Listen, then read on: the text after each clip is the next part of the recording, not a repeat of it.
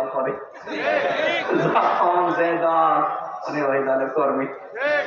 যেদিকে বৃষ্টি পড়ে ওইদিকে ছাতা ধরে, এরকম মানুষ আছে না নেই? আল্লাহর কোন বিধানকে আপনি যদি খারাপ মনে করেন, হ্যাঁ আপনার বুঝে আসছে না, সেটা আলাদা কথা বলছেন।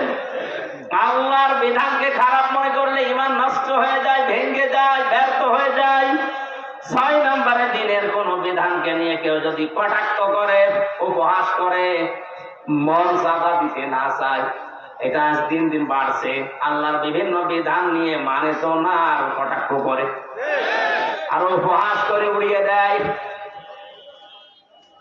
আমি একটা উদাহরণ দিচ্ছি আল্লাহর কোরআন থেকে, একটু খেয়াল করে শোনেন। কোরআনের কোন আয়াত বোঝার জন্য কেউ যদি চেষ্টা করে, তার কিন্তু 500 টাকার নফল নামাজের সওয়াব। সুবহানাল্লাহ। ইন্নাল্লাযীনা কাযযাবু বিআয়াতিনা ওয়াস্তাকবারু আনহা লা তুফাত্তাহু লাহুম আবওয়াবুস সামা ওয়ালা ইয়াদখুলুনাল জান্নাহ।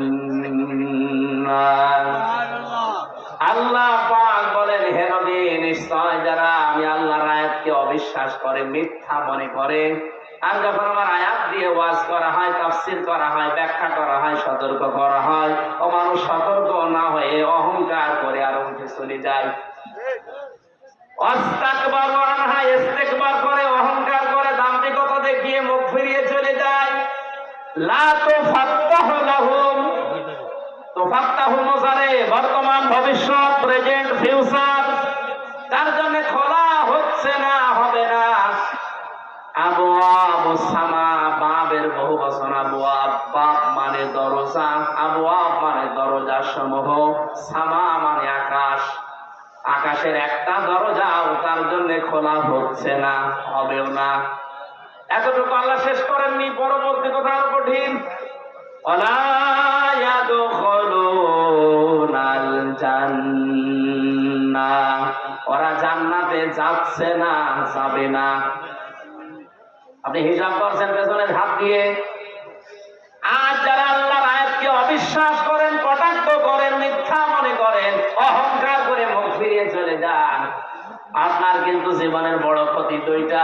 আকাশের দরজা সব সময় আপনার জন্য বন্ধ, আপনার আমল উঠা বন্ধ হয়ে গেছে। 2 নাম্বার, আপনি জান্নাতে কোনোদিন যাচ্ছেন না, যাবেনও না। আল্লাহ একটা উদাহরণ দিচ্ছেন, হাত্তা ইয়ালিজাল জামালু ফি সামিল খিয়াত। হাত্তা মানে যতক্ষণ পর্যন্ত, ইয়ালিজা মানে প্রবেশ করা, যতক্ষণ পর্যন্ত প্রবেশ না করে সূচের ওই ছিদ্র দিয়ে উট, তার মানে সূচের ছিদ্র দিয়ে উট প্রবেশ করা যেরকম অসম্ভব, ওই মানুষগুলোর আল্লাহর জান্নাতে যাওয়া ওই রকম অসম্ভব। আল্লাহ উদাহরণটা দিয়ে জানিয়েছেন, বান্দা তোর জন্য আমার জান্নাতে যাওয়া সম্ভব না।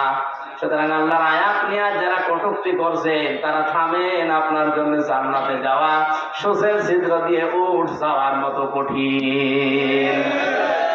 আল্লাহ শেষ করে দিলে হয়তো আমি বলতাম না, এর পরবর্তী কথা আরো কঠিন। ওয়াকাযালিকা নাজিসিল মুজরিমিন, আল্লাহ বলেন এইভাবে করে আমি পাপিষ্ঠদেরকে শাস্তি দেব। লাহুম মিন জাহান্নামা মিহাদু ওয়া মিন ফাওকিহিম গাওয়াশ ওয়াকাযালিকা নাজিসিল যালিমিন। এই যে মানুষগুলো যারা আল্লাহর আয়াত নিয়ে, আল্লাহর কোরআন নিয়ে, আল্লাহর বিধান নিয়ে কটূক্তি করে, উপহাস করে, এরা নামাজ পড়তে পারে, রোজা রাখতে পারে, দাড়ি রাখতে পারে, মারা যাওয়ার সঙ্গে সঙ্গে আমি আল্লাহ কবরটা জাহান্নাম বানিয়ে দেব। আল্লাহ শুধু এতটুকুই দেননি, আল্লাহ এর পরবর্তী শব্দের দিকে খেয়াল করেন, মিহাদু ওয়া মিন ফাওকিহিম গাওয়াশ, ওদের কবরের ভেতরে রাখার সঙ্গে সঙ্গে পেছনে নিচে যে বিছানাটা, এটা হয়ে যাবে আগুনের বিছানা, উপরে দেওয়া হবে আগুনের চাদর। জোরে বলেন নাউজুবিল্লাহ। এই আয়াতটা আমার চোখের সামনে যখন আসে, আমি দেখতে পাই এদেশে অনেকেই এখন এই আয়াতে শামিল। অথচ এরকম মানুষ মারা গেলে আমরা অনেকে উপরে পোল দিয়ে রাখি। কথা বলে না কেন? সারা জীবন যে আল্লাহর আয়াতকে উপহাস করে, ঠাট্টা করে,